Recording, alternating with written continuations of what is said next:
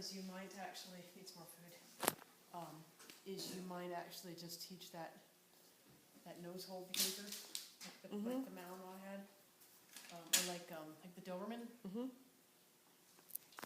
that would probably be really easy to teach with him because he's got such good food drive. Yeah. What did you call it? No. What?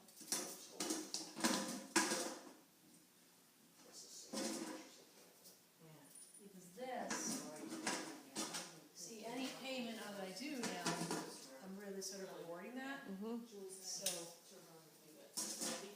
It's really, she's got pictures of her just, stuff, just, uncomfortable. and then he was not deaf, he was a clicker. You Right. could pull him away from the source too. Like Right. you could click, and when he heard the click, then he would move. Right. Yeah, the challenges of training a deaf dog.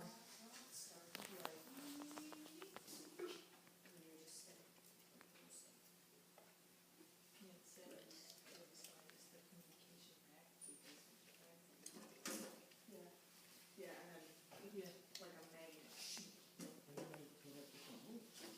Yep, it's just easy. Now, my eyes were awakened when I was like 15. Duration was important, like how important it was. So if you can get. Oh, because they give you points or something. No, well, but when you can hide, the dog goes, and then keeps going.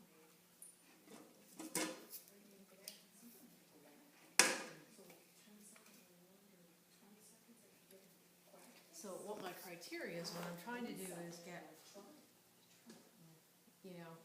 don't get I'm trying to get the nose touch, and then him immediately, I nose touch, that's me, versus him going, deep into and the paint cans are not particularly the best thing because there's something to grab, there's something to reach in, so it's a little bit of stuff, it's sort of designed to sort of encourage it.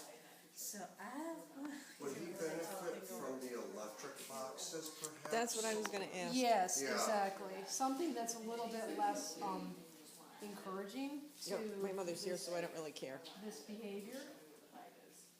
Or maybe covering the paint cans? But the thing is, the only problem is that, you have to remember, and absolutely you want to manipulate the environment to get the behavior that you want so you can reinforce it, but you also have to remember that once you make it, put the paint cans back out, or something similar, you're sort of just manipulating the environment to prevent the behavior, the problem, but then once they have the opportunity to do it, a lot of times then they'll go back to doing it because then they have the opportunity. Yeah. So that's the first step. Yes. Absolutely. There's Yes. no sense in him hitting it and, then I have to either not reward him for odor, and what I do with the passive nose touch is I actually teach the passive nose touch away from source because I want criteria for the passive nose touch.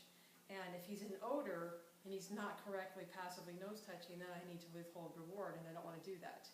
Versus if he's correctly passive nose touching but he's not in odor, then I have to withhold reward, and it's too much criteria. So I teach the passive nose touch, I teach odor, and then I put those two together. That's what I did with the Mal that did the dead things, is taught her the odor, lots and lots of reinforcement, high, obedience to odor, just didn't allow her to do anything that I didn't like, which in her case I kept the dead things in a box so that she couldn't interact with them. Right. Taught her a passive nose touch, and then brought those two things together. So I completely took the odor out of it and taught that behavior separately. He's like, are you about done talking? I like this game. Yes.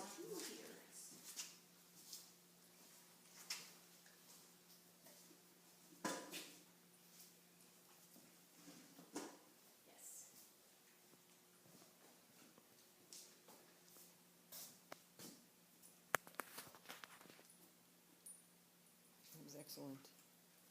What a good little dog. And so it looks like I'm not feeding him at source, but the reason I'm not is because I'm trying to pull him, I'm still feeding for the touch, but I'm feeding him away from source because I just want to move him not so deeply into interacting. So yeah, we just have to experiment a little bit more with shaping that. That's it, buddy.